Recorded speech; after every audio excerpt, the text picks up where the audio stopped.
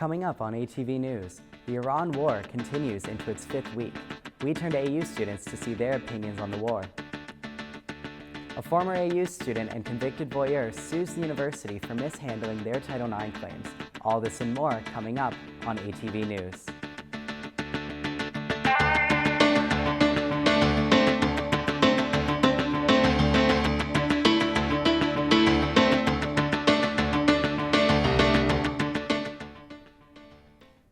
Welcome to ATV News. I'm Sean Memon. The United States war in Iran has been a point of contention across the country. Ben Parr turns to AU students to understand how the community is feeling. On February 28th of 2026, the United States and Israel launched airstrikes on Iran, killing their supreme leader Ayatollah Ali Khamenei. The ongoing attacks have left many with questions about the United States' presence in the Middle East and their use of military force. Ahmad Todd, an Iranian-American student at American University, feels that the U.S. is responsible for significant harm in Iran. And we have family in Tehran, and as you may be aware, Tehran has been struck multiple times. I believe there was a story about an elementary school that was blown up. I do not remember if that was in Tehran or not, but there are a lot of innocent people in Iran dying right now because of the actions of the United States. School of Communication student Vivian Haley says that there hasn't been much conversation on the war in her classes. I'm gonna be honest, it's probably the least war that I've talked about in any of my classes, or the least impactful that I've talked about in any of my classes. Ayla Walsh, School of Public Affairs student, says it's not in the U.S.'s best interest to be in conflict with Iran. I believe that with how much our involvement has been in other countries' governments, it was inevitable that something was going to boil up. However, I believe some of the measures that the U.S. has taken, as well as Israel has taken, could have easily been preventable. Ju Wan, an international student from the University of Seoul, says that the American university community has helped facilitate discussions about the conflict. Yes, I feel students in here are really want to make a voice in this situation. I think it's really positive for this whole government and this whole country to go furthermore. For now, students wait to see the government's next steps. Ben Parr, ATV News. A former AU student is suing the university for not properly disclosing a Title IX complaint against a former AU administrator. Former student and convicted voyeur Chris Estrada alleges that former Assistant Dean of Undergraduate Education, Brad Knight, contacted Estrada on the dating app Grindr and later pressured him to perform oral sex. Estrada claims Knight also filmed the encounter on his phone without his consent. In Estrada's suit with the university, he alleges the university's response to his Title IX complaint was unreasonable under the circumstances. Estrada pled guilty to 5 counts of voyeurism in November of 2024 after police uncovered secret bathroom recordings of up to 100 people over the course of a year. The university has filed a motion to dismiss the case, but it is still ongoing. More information on this can be found through the Eagle. With artificial intelligence on the rise, the AU Office of Information and Technology has released a set of guidelines for students and faculty to consult. Ben Epstein has the story. Starting in 2024, the Information Technology Office started to work on AI guidelines to help aid students and faculty with the quickly evolving technology. Really spent a lot of time kind of digging in on that and saying, when we started doing this work in 2024, that's not what the ecosystem of tools and products and things is going to be in 2026, in 2027. Among students, there have been a mix of reviews with both good and bad opinions of the guidelines. AI has to be overseen by humans, they want that. But honestly, in a lot of aspects, but in some aspects, I feel like the university is being kind of hypocritical with it. When it comes to guidelines versus policy, the Information Technology Office felt like approaching it from a guidance perspective and really trying to base it on principles and, kind of how you can think about it would allow it to be a little bit more flexible. As AI continues to evolve, AU will look to keep with it. For ATV News, I'm Ben Epstein. AU computer science professor Narendra Desarazu passed away on March 7th. He died of a sudden cardiac arrest while traveling in India. Desarazu was an adjunct instructor who taught many classes, from introductory courses to graduate-level computer science courses. He also worked as an IT planning analyst for the Virginia Community College system. Anyone in the AU community who has fond memories of Professor Desirazu can send them to Natalie Yapkowicz. She is collecting comments to send to Desirazu's wife. Coming up on ATV News, the cherry blossoms are in full bloom, and AU students are soaking up the springtime. Stay tuned.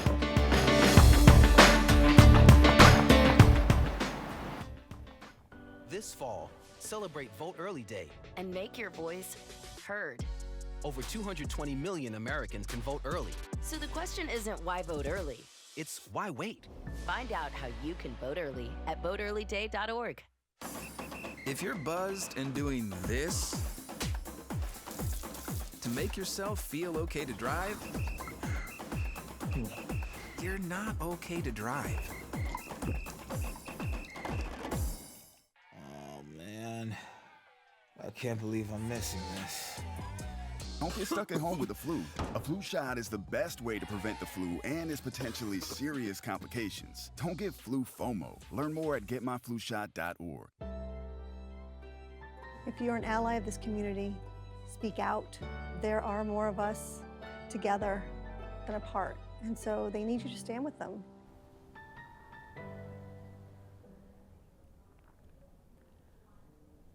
Welcome back to ATV News.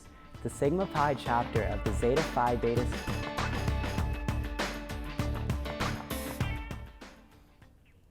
Welcome back to ATV News. The Sigma Pi chapter of the Zeta Phi Beta Sorority Incorporated held an interactive workshop with Eagles to learn about money management skills. Xavier Stokely has the story. Okay, if in 2 days I still want these necklaces, then I might get one. You know what I mean? Here at American University, the Sigma Pi chapter of Zeta Phi Beta Sorority Incorporated held a financial literacy event called Money Talks College Edition. Members of the Sigma Pi chapter and attendees talked about budgeting, credit fundamentals, scam awareness, and financial planning. We're coming into summer, and especially within DC, people prioritize internships, and we have hustle culture. And what does that look like for budgeting when I, again, am first gen, or I'm a person of color, or I just don't even know what paying my own rent looks like and how to do so. So if a shirt is $7.99, I know I'm going to pay $8. Yeah. Even though it's 1 cent, I know that realistically the tax is not going to be 1 cent. Round up. Students shared how they manage their finances and gave tips around the table. My rule for myself is if I don't have double the money, then I shouldn't be getting it in the first place. Exactly. Because that's what helps me not overspend on my credit card. It is so good because there's cards out there that are literally geared toward student. Like, I literally got myself a Xavier card. Like, save me. Like, I swear. Students like Samara said they learned something new from the Money Talks event. I definitely learned a lot about scamming. I did not realize the amount of scams that were here. In my credit cards, I definitely get cash back on things, but I didn't know that there were cards specifically tailored to college students. As their goal is to create safe spaces on campus, the Sigma Pi chapter encourages students to check out more of their events and programming. It's really helpful when you can be on a campus where you feel welcome and where your opinion is valued and understood, and that's the kinds of spaces that I personally hope to create, and I'm sure Zeta helps to create as well, is spaces where people feel comfortable, speaking their truth with whatever that may mean. Xavier Stokely, ATV News. When it comes to athletics, many AU students are surprised to see their teams make headlines, but at this year's NCAA Wrestling Championships, our Eagles did exactly that. After winning their respective divisions at the Eastern Intercollegiate Wrestling Association Conference Championships, both Maximilian Lee and Caleb Campos qualified for the NCAA tournament. After finishing 5th at the EIWA Championships, Emmanuel Ulrich also qualified. At the end of the 3-day national championships, the 3 Eagles led AU Wrestling to a 23rd place team finish, which was their highest ranking since 2012. However, the biggest performance came from redshirt junior Caleb Campos. Originally seated at 10th in his weight class, when the tournament ended with a 6-2 record, Campos walked away with 4th place. He earned AU's best finish at the NCAA Wrestling Tournament since 2016, as well as receiving All-American status. For Campos, success means so much more than just the accolades. It's just a lot that goes into it. Coming from North Carolina, not really a big wrestling state, being able to do it for my family, my teammates, just everyone that's been supporting me from the start, at AU especially, because we're not really known for being really a wrestling school. Campos's recognition wasn't finished. On March 23rd, he was named Eagle of the Week from AU Athletics. With the season over, be sure to stick around for next year to see what the team will accomplish, to see what Campos and the rest of the AU wrestling team will accomplish. We take a look at the AU club with the most green thumbs on this edition of Club Corner.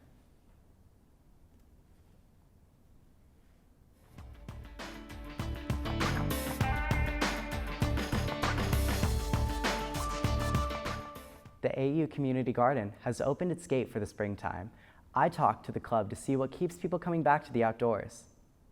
With springtime finally starting, many AU students are spending more time outside. Some students, like Max, are going to the AU Community Garden, which hosts workshops every Saturday from noon to 2 p.m. Definitely, I don't know, it's nice being out here. The weather's always nice in the spring, so it's nice just having a place where you can kind of chill and have community as well. The garden is located between Catson and Nebraska Hall. Last Saturday, they worked on new signs and some general cleaning duties. E-board member Avery Gallagher says all are welcome to join the garden. So we're making some signs to put up on the outside of the fence for the garden to do some better signage, so when people walk past they know that they're welcome to come in and who we are, because it can be kind of tricky to find the garden. Anyone is welcome to come and spend a Saturday afternoon with the community garden. Gallagher says her goal is to increase the community at the AU Garden.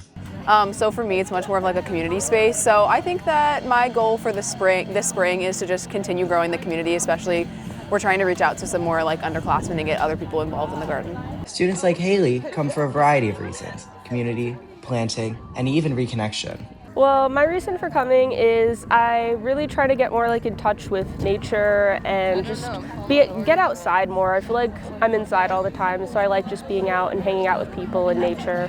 Stop by the AU Garden on a Saturday for some fun, friends, and a good time. For ATV News, I'm Sean Memon. Also, making the outdoors extra special is DC's most recognizable flower.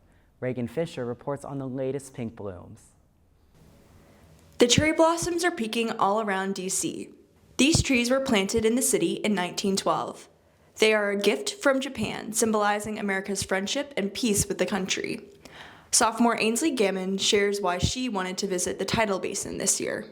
I wanted to come see the cherry blossoms because I'm from Los Angeles and we really don't have anything like this, and growing up I always used to see the iconic pictures on calendars or online of the tidal basin with all the blossoms, and I just had to come see it for myself. Living in DC is a really unique opportunity to do that, so I wanted to take advantage. According to the DC government, these flowers bring in around 1.5 million tourists each year. Areas like the tidal basin are usually crowded during this time of year because you are able to see DC landmarks like the Jefferson Memorial, FDR Memorial, MLK Memorial, and the cherry blossoms at the same time. For this reasons, locals tend to go to different areas of the city to see the blossoms or get up very early. I came early because, based on what I've heard from friends and my experience last year, there's hundreds of people who will come, families, people from all over the world who will come to see this beautiful moment. And so, coming early kind of gives me a chance to take in the natural beauty when it's less crowded and kind of just be at peace with seeing the blossoms. As part of the 250th celebration of America this summer, 250 more cherry blossoms were planted, keeping the iconic trees in DC for years to come. For ATV News, I'm Reagan Fisher. It really is beautiful out there, and you'll definitely see me on the quad. Thank you so much for joining us. This has been ATV News. I'm Sean Memon. Have a great day.